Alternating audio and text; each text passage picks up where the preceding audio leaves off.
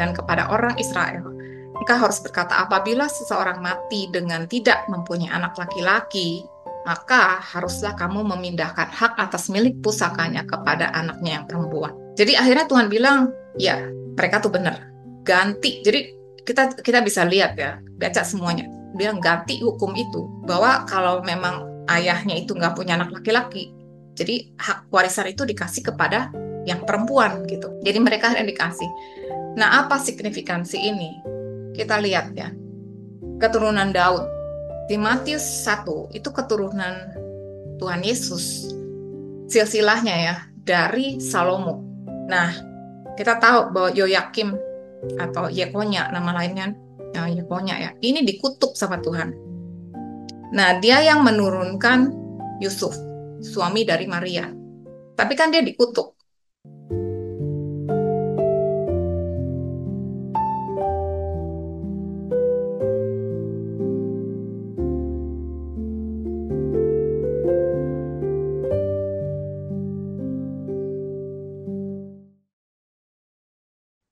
Oke, mari kita bersatu dalam doa.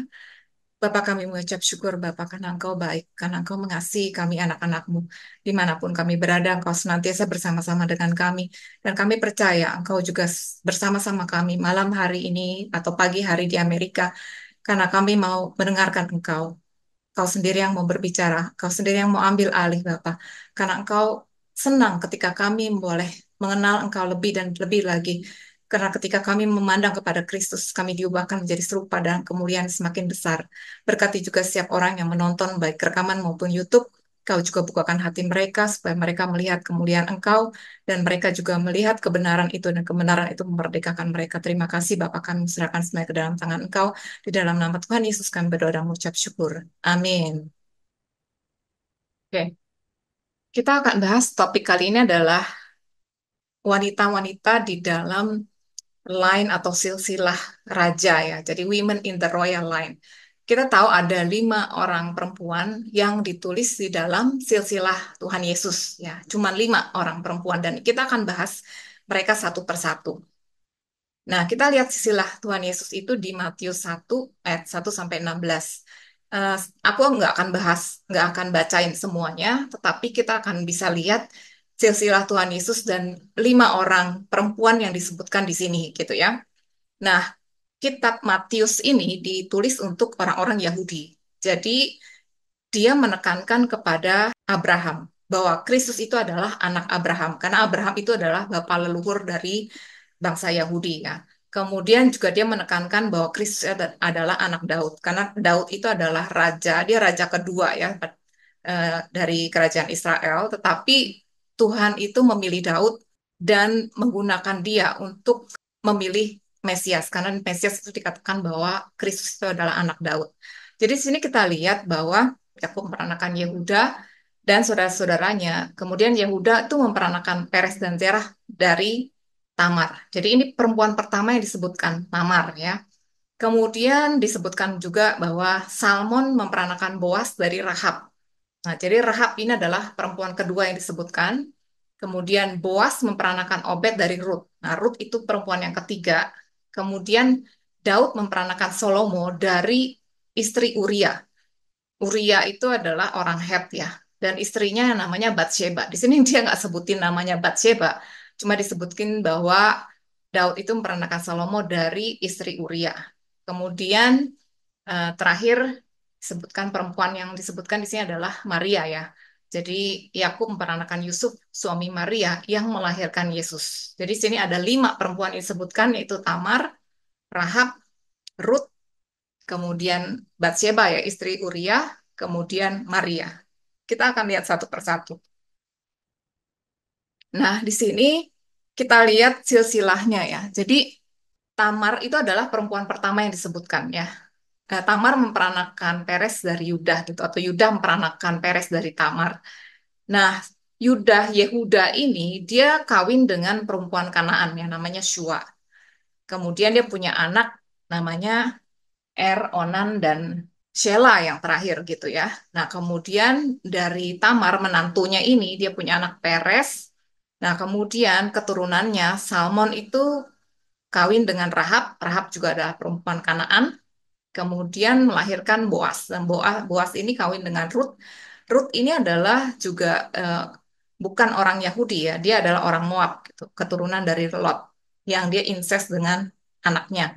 Kemudian melahirkan keturunan Raja Daud, dan Daud itu juga dengan Batsheba itu melahirkan Solomon, dan keturunannya itu Yusuf, dia menikah dengan Maria, melahirkan Yeshua atau Yesus ya. Nah, sekarang kita lihat Tamar gitu ya. Tamar dalam bahasa Ibrani itu artinya palm tree ya. Palm tree itu seringkali diidentikan dengan kesuburan gitu ya. Tetapi di sini menariknya bahwa dia tidak punya anak sebelum dia menipu bapak mertuanya gitu ya.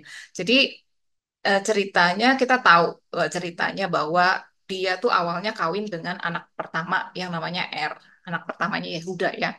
Kemudian gak punya anak, dia dikasih anak yang kedua Onan, karena kan menurut hukum Yahudi itu kalau tidak punya anak itu harus diberikan kepada saudara laki-laki yang lain. Jadi dia kawin dengan Onan, nggak punya anak juga. Terus Yehuda bilang, kamu pergi ke rumah bapak kamu, tunggu sampai anak yang paling kecil si Sheila itu besar gitu. Nah ternyata setelah itu, setelah si Sheila besar, itu nggak dikasih ke si Tamar karena bapaknya mikir, wah anaknya dua orang nih mati nih gara-gara dia nih. Jangan-jangan nanti kalau dikasih anak yang terakhir mati juga gitu. Kemudian Yehuda itu istrinya mati, Shua itu mati. Kemudian dia pergi ke Timna mau menggunting bulu-bulu domba. Zendik bilang bahwa di, eh, dikasih kabar ke Tamar, bapak mertuamu itu lagi jalan nih ke Timna untuk menggunting bulu domba. Nah, kemudian si Tamar itu pikir dia bikin strategi, jadi dia tanggalkan pakaian kejandaannya, terus dia tutupin mukanya, dia pergi ke pintu masuk di Timnah, kemudian dia tuh berpura-pura menjadi seperti seorang pelacur. Nah, Yehuda itu dia nggak tahu bahwa sebetulnya dia adalah menantunya ya. Dia pikir itu pelacur, terus dia bilang, sini saya mau pakai kamu gitu. Nah, terus Tamarin tanya, apa bayarannya? Terus si Yehuda bilang, saya akan kasih anak kambing, tapi nanti, bukan nggak sekarang gitu. Terus Tamar bilang, apa jaminannya bahwa kamu nanti akan bayar gitu. Terus dibilang, jaminannya cap materaimu, kalungmu, dan tongkatmu yang ada di tangan kamu katanya. Terus akhirnya dikasih. Nah akhirnya setelah itu mengandunglah dia ya, si Tamar itu mengandung, kemudian ketahuan bahwa dia itu eh, udah 3 bulan kemudian hamil. Yehuda dikasih tahu kan bahwa dia tuh mengandung. Terus kata Yehuda bawa untuk dibakar. Nah di sini menarik ya, dibilang supaya dibakar karena menurut hukum Yahudi sebetulnya kalau orang berzina itu harusnya dilemparin pakai batu. Kecuali kalau perempuan itu adalah anak dari imam. Jadi dipercaya bahwa Tamar ini adalah anak dari imam. Makanya ketika diketahui bahwa dia tuh bersundal, dia tuh harus dibakar. Nah, kemudian dibawa si Tamar itu ke mertuanya, tuh si Tamar itu bilang, katakan dari laki-laki yang punya barang-barang inilah aku mengandung gitu. Nah, terus dia begitu diperiksa, Yehuda lihat bahwa itu sebenarnya barang-barang dia. Terus dia bilang, bukan aku tetapi perempuan itu yang benar, karena memang aku tidak memberikan dia kepada Sheila anakku. Jadi di sini juga Yehuda tuh jujur ya, dia kan bisa aja bilang, saya nggak tahu ini punya siapa gitu. Maksudnya kan nggak ada yang tahu kecuali dia dengan Tamar gitu. Nah, tapi dia akhirnya mengaku, dia mengatakan bahwa iya memang perempuan itu benar gitu. Nah, jadi dibilang kata-kata benar itu zad, eh, zadakah ya. Zadakah itu artinya benar, righteous, atau bisa juga just ya, atau adil gitu. Jadi dia mengakui bahwa Tamar itu dia benar dan adil gitu. Karena memang harusnya menurut hukum, harusnya dikasih kepada Sheila, tapi dia nggak kasih Sheila anak yang terakhir, dan akhirnya begitu dia mengandung dia akui gitu bahwa itu adalah kesalahan dia gitu ya, dan akhirnya Tamar itu mengandung eh, Peres dan juga Zerah, dan dari Peres inilah keturunan Tuhan Yesus gitu ya. Nah di sini kita lihat tanggungan atau jaminan yang dikasih oleh Yehuda kepada Tamar ya, waktu dia mau beli Tamar sebagai pelacur. Dia kasih cap materai, kalung, dan tongkat gitu. Nah, apa sih signifikansinya gitu ya? Cap materai itu dalam bahasa Ibrani khotamkah gitu. Itu menggambarkan otoritas. Nah, kalau Raja Israel itu punya cap materai dan cap materai itu dianggap sebagai em, seperti otoritas yang dikasih oleh Tuhan gitu ya. Seperti cap materai di tangan kanan Tuhan. Kita bisa lihat di Yeremia 22 ayat 24 sampai 25. Di sini dikatakan demi aku yang hidup demikianlah firman Tuhan. Sekalipun Konya bin Yoyakim Raja Yehuda adalah sebagai cincin materai pada tangan kananku karena dia adalah Raja Yehuda ya. Dibilang namun aku akan mencabut engkau gitu. Jadi di sini karena Raja Yehuda itu si Yoyakim itu jahat, jadi akhirnya dia dicabut dan diserahkan kepada Nebukadnezar Raja Babel. Jadi kata cincin materai di sini, cincin materai pada tangan kanan Tuhan itu adalah khotamkah gitu, kata yang sama. Kemudian kalung atau sebenarnya tali atau jumba ya, katanya adalah peti lekha. Itu menggambarkan urapan. Dan tali ini adalah tali yang ada di pinggiran di sudut pakaian para rabi gitu ya, atau disebut talit gitu, pakaian atau shawl gitu yang dipakai oleh para rabi. Di Bilangan 15 ayat 38 dikatakan berbicaralah kepada orang Israel dan katakanlah kepada mereka bahwa mereka harus membuat jumbai-jumbai pada punca baju mereka turun temurun dan dalam jumbai-jumbai punca itu haruslah dibubuh benang ungu kebiru-biruan tehelet gitu ya. Jadi ini yang dipercaya juga yang dipegang sama perempuan yang pendarahan 12 tahun sampai akhirnya dia bilang kalau saya pegang, saya pasti sembuh. Nah, itu adalah kata yang sama itu petileka gitu ya. Nah, kemudian yang terakhir itu tongkat. Tongkat itu katanya adalah mateka eh, yang berarti atau menggambarkan kekuasaan atau kuasa gitu ya, kekuatan atau kuasa. Di Mazmur 110 ayat 2 dikatakan, tongkat kekuatanmu akan diulurkan Tuhan dari Sion. Memerintahlah di antara musuhmu. Jadi kata tongkat kekuatanmu di sini di Mazmur 110 itu sama juga katanya adalah matka gitu. Jadi di sini kita bisa lihat bahwa sebetulnya si Tamar itu sangat-sangat cerdas ya. Dia cerdas karena dia tahu haknya dia. Dia tahu dia tuh harusnya memperoleh apa bagian dia, tetapi karena dia nggak dikasih, jadi dia minta cap materai, menggambarkan otoritas, dia meminta tali atau jubah, menggambarkan urapan, dan dia juga minta tongkat kekuatan atau kuasa gitu, karena dia tahu itu adalah hak dia gitu ya. Nah itu Tamar. Nah kemudian kita lihat perempuan yang kedua yang disebutin di silsilah Tuhan Yesus adalah Rahab. Nah Rahab itu sebetulnya dia orang Kanaan, dia bukan orang Yahudi. Rahab itu sendiri berarti spacious place ya, tempat yang besar gitu.